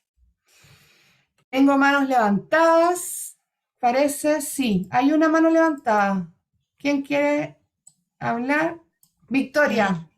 Sí, mira, muy interesante, también se me pasó la hora muy volando, porque hay muchos temas que hay que tratar. Estaba viendo y pensando que, por ejemplo, cuando una mujer se va a hacer un control, muchas veces las matronas, esta especialización obstetricia, son muy agresivas. muy agresivas, las tratan mal, cuando son mamás adolescentes, por ejemplo. Yo he escuchado que le dicen, y entonces aguanta si abriste las patas, una cosa así le dicen. Entonces todo eso, yo me preguntaba en toda lo que vimos dentro de la depresión perinatal, ¿afectaría dentro del marco contextual, socioafectivo, desde lo social también? No hay un apoyo, se deberían también esas matronas también involucrar en aprender más de cómo tratar. Absolutamente, completamente, Victoria. Y ahí ya en el chat está saliendo el tema también de la violencia obstétrica. O sea, la violencia obstétrica es una vivencia que pone en riesgo definitivamente al desarrollo de una depresión postparto. Efectivamente. Y que es un tremendo tema. Sí, y sí. de hecho, Stephanie está contando que hace poco salió la ley de violencia obstétrica y claro, ese es otro tema súper, súper, súper interesante. Súper interesante. Dani. Sí, primero agradecer, porque la verdad fue muy agradable escucharte. Uno en pregrado, la verdad es que no te hablan de esta área de la psicología, solo te hablan de infancia, pero no de la parte de la maternidad. Y la verdad es que falta mucho apoyo psicológico, sobre todo en personas que, al menos a mí me pasó, que me hicieron inducción. Es un momento muy traumático. Te sientes bastante sola y justo en esos instantes a las personas que, por ejemplo, les dan crisis de pánico, que a mí me pasó, yo tuve que detener a todo el equipo cuando en ese momento me estaban viendo cuánto estaba en dilatación, y tuve que detener al equipo y le dije, ¿sabes qué? Estoy con crisis de pánico, bajen las manos, dejen de moverse hasta que yo pueda regularme de nuevo y podamos continuar. Y después de eso nadie te visita. O sea, pasan los obstetras, pasan las nutricionistas, pasan las matronas a ver si el bebé toma bien el pecho, se agarra bien, pero no hay un psicólogo, no hay un psiquiatra. Es tan agotador ese momento, que al menos a mí me pasó que estuve, las 3 noches que estuve ahí en la clínica, también tuve alucinaciones, pero yo sabía que era por el exceso de cansancio, que era por el evento traumático que había vivido, y me pude relajar. Pero ¿qué pasa con ese acompañamiento? ¿Y qué pasa también en todo ese proceso en que tú vas a visitar a tu obstetra y no te preguntan, oye, en tu familia hay algún tipo de trastorno mental, algo que les haga clic para que ellos te deriven al psicólogo y que tengas acompañamiento constante por algo que pueda brotar en algún momento, que tú no sabes? Ay, pero los tengo que conectar. Claro, de todas maneras. Entonces, Hay estamos compartiendo. una necesidad de ampliar la mirada. Bueno, por ahí mencionaban también las dulas. Es decir, yo diría que en los últimos años esto ha crecido de manera exponencial, menos mal en realidad. Yo diría que hace unos 15 años hablar de un parto en casa era como, no tienes plata para pagar una clínica o para ir a un hospital, o eres muy pachamámica, y en realidad hay incluso, por lo menos acá en Chile, hay agrupaciones, hay grupos de profesionales que acompañan los partos en casa desde el punto de vista profesional, justamente va a hacerle el quite a la violencia obstétrica. Entonces es un temazo infinito además. Y sí, hay que seguir haciendo psicoeducación, hay que informarse, hay que seguir aprendiendo. Porque efectivamente, como un área emergente de la psicología, no es de lo que más se ha integrado, y es un área súper necesaria, precisamente por el enfoque. Bueno, no sé si Madeleine, Jennifer, Macar, Miriam, Dayana, que están ahí con sus manitos levantadas, si quieren aportar algo cortito antes de que nos vayamos. Y antes de que Catalina ponga el link de asistencia, que parece que lo va a poner por ahí para el sorteo del Hola, curso. hola. Sí, profesora, Hola. yo quería aportar un poquito por este lado, Macarena. algo cortito, estudiante de trabajo social.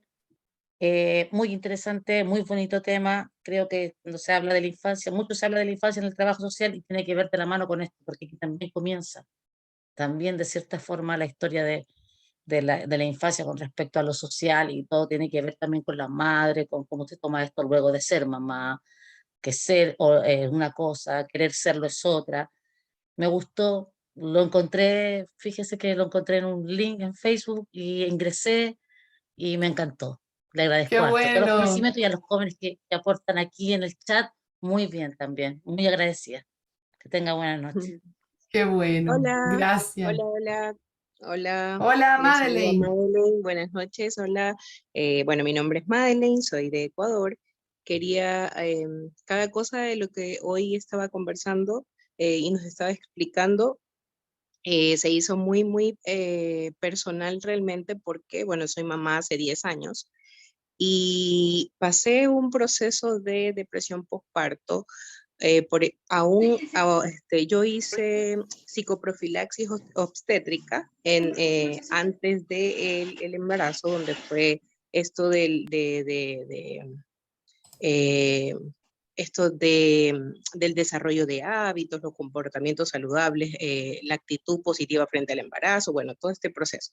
Frente a eso y a todas las situaciones, mi depresión postparto se detona en el proceso de que ya tuve a mi bebé y no podía darle de lactar. La pediatra no fue una buena pediatra, me decía cosas muy que me marcaron en todo ese proceso. Pues claro, no le daba de lactar y esto que hace el apego de los niños y bueno, me hacía cosas terribles. Más, claro, los cambios de hábito y todo lo que se mencionaba anteriormente hacían que este proceso sea mucho más complejo, ¿no? Yo soy psicóloga, no trabajo actualmente con mamás ni nada que tenga que ver con el tema. Realmente me llamó la atención porque como lo han dicho ya la mayoría de los compañeros, de los colegas que han expuesto su punto de vista, no es un tema del que se trate o se trabaje actualmente o con el que realmente nos hayamos educado, ¿ya? Entonces me parece la ponencia es muy, muy interesante y agradezco muchísimo porque uno va aprendiendo y también se identifica con cada cosa que pueda haber pasado. Muchísimas gracias, ha sido súper excelente.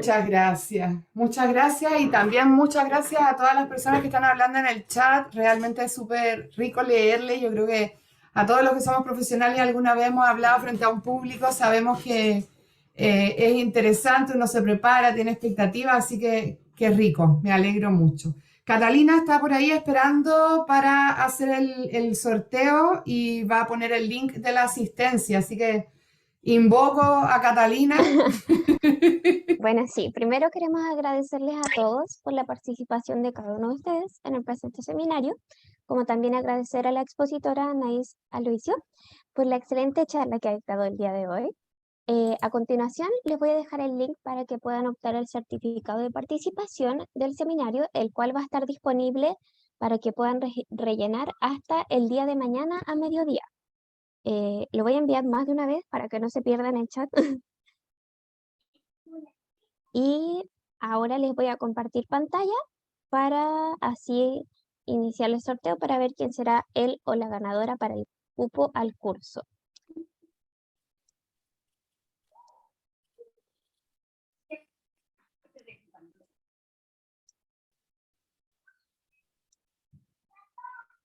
¿Me avisan si se ve bien? Bueno, al lado izquierdo está el QR para también sacar el certificado por si no quieren entrar al link. Y aquí está el sorteo. Lo vamos a empezar ahora.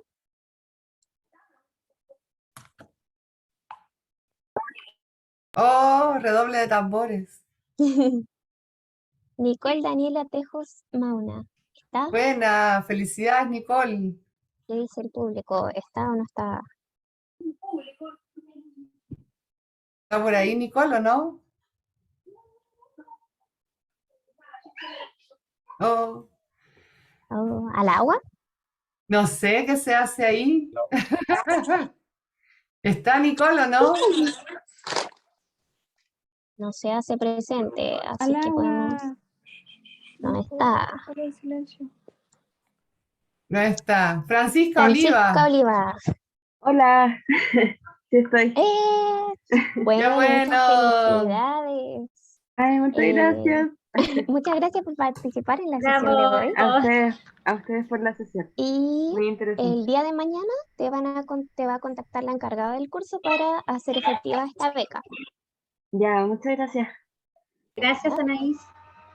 Gracias a ustedes, que tengan una linda noche y con quienes vayan a participar en el curso, pues ahí nos vemos. Y quienes no, muchas gracias por participar de todas maneras. Nos vemos, Muchas gracias. gracias. Nos vemos, profe, gracias. A las presentes de Gracias, y por supuesto Anaís. Chao, gracias. Y esperamos que tengan una Gracias. excelente Muchas inicio de gracias. semana Que y tengan un buen buena término de semana. mes. Les esperamos en futuras ocasiones y que no sea un adiós, sino un hasta pronto. Que tengan muy buenas noches. Gracias. Chao. Gracias. Gracias, buenas noches.